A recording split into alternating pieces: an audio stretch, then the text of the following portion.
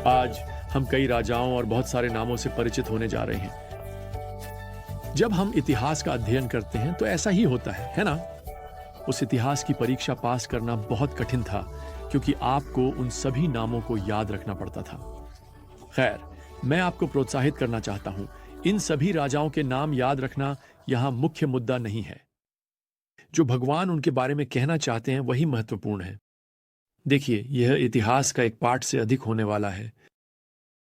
जैसे ही प्रत्येक राजा ईम मानव इतिहास के मंच पर आता है और एक क्षण के लिए दिव्य प्रकाश के नीचे रुकता है, हम या तो यह अक्सर दोहराया जाने वाला कथन पढ़ने जा रहे हैं, उसने प्रभु की दृष्टि में बुरा किया, या कभी कभी हम पढ़ने जा रहे हैं, उसने प्रभु की दृष्टि में सही किया।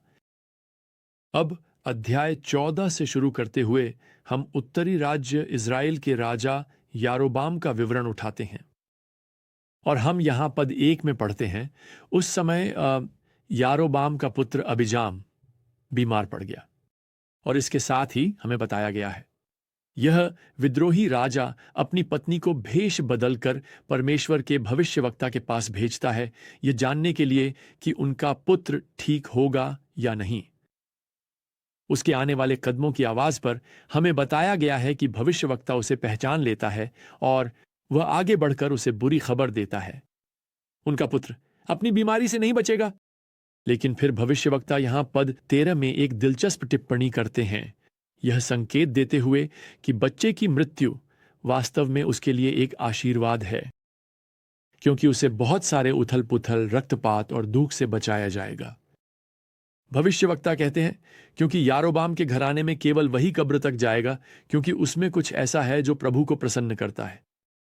यारोबाम के घराने में, दूसरे शब्दों में, यारोबाम के परिवार में से केवल इस एक लड़के के पास स्पष्ट रूप से भगवान के लिए एक दिल था और भगवान उसे घर ले जाते हैं।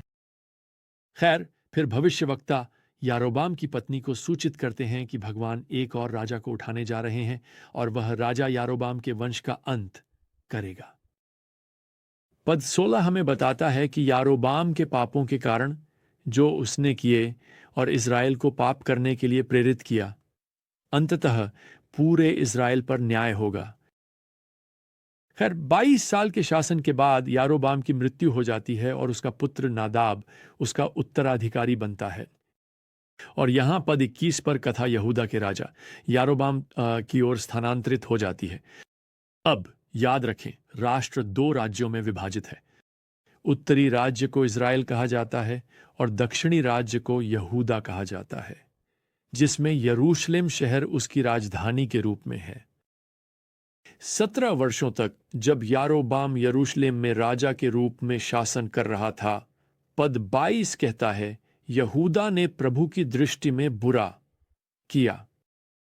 उसके दुष्ट शासनकाल में मिस्र का आक्रमण होता है, जो यह यहूदा पर एक महत्वपूर्ण प्रभाव डालेगा, जिसमें अब पद 26 के अनुसार प्रभु के घर के खजाने और राजा के घर के खजाने का नुकसान शामिल है।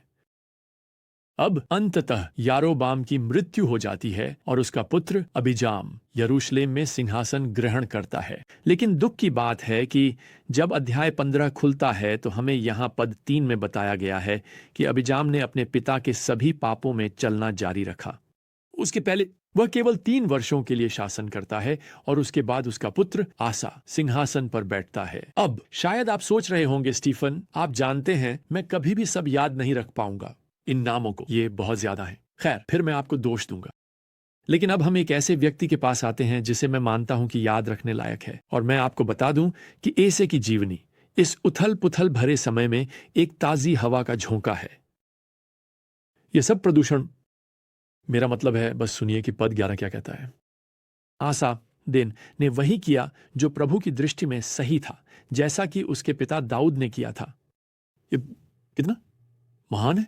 मेरा मतलब है, आखिरकार किसी ने सही काम किया। यहां हमें बताया गया है कि उसने सभी धार्मिक वेश्याओं को, सभी मूर्तियों को देश से हटा दिया, यहां तक कि अपनी दादी, दुष्ट रानी मां को भी निर्वासित कर दिया, जिन्होंने लोगों को पूजा में नेतृत्व किया था। एक झूठी देवी। 2 इतिहास 14 के समानांतर विवरण में हमें आसा के शासन के और भी अधिक विवरण दिए गए हैं। पद 4 हमें बताता है कि आसा ने यहूदा को प्रभु की खोज करने और कानून का पालन करने का आदेश दिया। उसने यहूदा के शहरों को भी मजबूत किया। उसने 1 मिलियन मैन बाय इथियोपियाई सेना को हराया, अगर आप कल्पना कर सकते हैं, क्योंकि उसने विश्वास में प्रभु को पुकारा। फिर 2 इतिहास के अध्याय 15 में हमें बताया गया है कि आसा अपने लोगों को प्रभु के प्रति अपने जीवन को पुनः समर्पित करने के लिए प्रेरित करता है। दुर्भाग्यवश हालांकि 2 इतिहास के अध्याय 16 में हमें पता चलता है कि जीवन के बाद के समय में आसा प्रभु पर भरोसा जारी रखने के बजाय सीरियाई राजा बेन हद्दद के साथ गठबंधन पर निर्भर करता है जब वह इस राज्य की आक्रामकता का सामना करता है। अब भले ही उत्तरी विरोधी घर वापस भाग जाते हैं, आसा को उसके गठबंधन के लिए पुराने भविष्यवक्ता हनानी द्वारा फटकारा जाता है, जो आते हैं और राजा आसा को यह प्रसिद्ध श्लोक सुनाते हैं। वास्तव में यह याद रखने लायक है, यहां पद 9 में प्रभु की आंखें पूरे पृथ्वी पर दौड़ती हैं, उन लोगों को मजबूत समर्थन देने के लिए जिनका हृदय उसके प्रति निर्दोष है। अब इस तथ्य के बावजूद कि आसा कुछ क्षेत्रों में असफल रहा, जैसे हम सभी करते हैं, वह भगवान के प्रति वफादार बना रहता है और यहूदा का राज्य इस धार्मिक राजा के 41 वर्षों तक शासन करने से धन्य है। खैर, अब कालक्रम हमें 1 राजा 15 में वापस ले जाता है, जहां हमें उन राजाओं के बारे में बताया गया है जिन्होंने उस समय इज़राइल पर शासन किया जब राजा आसा राजा था। यहूदा पर शासन कर रहा। पद 26 हमें बताता है कि यारोबाम का पुत्र नादाब अपने पिता के मार्ग और उसके पाप में चला और केवल 2 वर्षों के राजा के रूप में नादाब की हत्या बाशा नामक एक व्यक्ति द्वारा कर दी जाती है, जो फिर यारोबाम के पूरे घराने को मार डालता है। यहां पद 29 में। वैसे यह अध्याय 14 के पद 10 में की गई भविष्यवाणी को पूरा करता है कि प्रभु यारोबाम से हर पुरुष को काट देगा, उसकी शाही वंशावली को समाप्त कर देगा। खैर, क्योंकि बाशा भी पाप में यारोबाम के मार्ग पर चलता है, प्रभु यहां 1 राजा 16 के पद 3 में वादा करते हैं कि वह उसके घर को पूरी तरह से मिटा देंगे, जैसे उन्होंने यारोबाम का किया था। बाशा 24 वर्षों तक शासन करने वाला है। उसके बाद उसका बेटा एला उसका उत्तराधिकारी बनेगा, लेकिन सिर्फ 2 साल बाद एला के सेवक जिम्री उसे मार देते हैं और फिर वह उसके पूरे परिवार को मार देता है और प्रभु के वचन को पूरा करता है। तो अब जिम्री राजा है, लेकिन वह कुल मिलाकर केवल 7 दिनों के लिए शासन करता है। उसके शासन के 7वें दिन इस्राएल की सेना के सेनापति ओमरी उसे उसके महल में खदेड़ देते हैं, जहां वह बिना किसी संभावित बचाव के रह जाता है। तो जिम्री अपने महल में आग लगा देता है और खुद भी आग की लपटों में मर जाता है। मेरा मतलब है, अगर यह किसी हॉरर फिल्म जैसा लगता है तो हां, यह वैसा ही था। खैर, अब जनरल ओमरी राजा हैं और वह भी एक बुरा आदमी है। पद 26 हमें बताता है उसने यारोबाम के सभी रास्तों पर चला। अब ओमरी वह राजा है जो सामरिया शहर के निर्माण के लिए जाना जाता है, जो बन जाता है इज़राइल की राजधानी।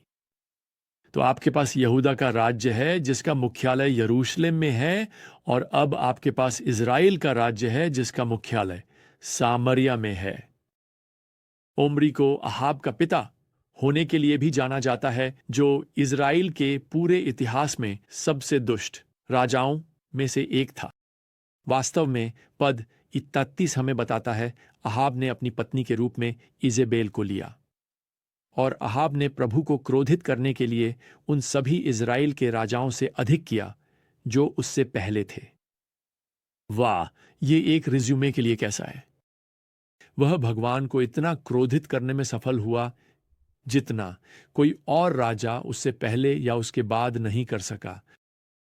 अब इस सारी जानकारी के बाद अगर आप थोड़ा चक्कर महसूस कर रहे हैं तो मैं समझता हूं। मैं अभी आप इन राजाओं के नाम याद न रखें, लेकिन मैं चाहता हूं कि आप इस मुख्य सिद्धांत को याद रखें।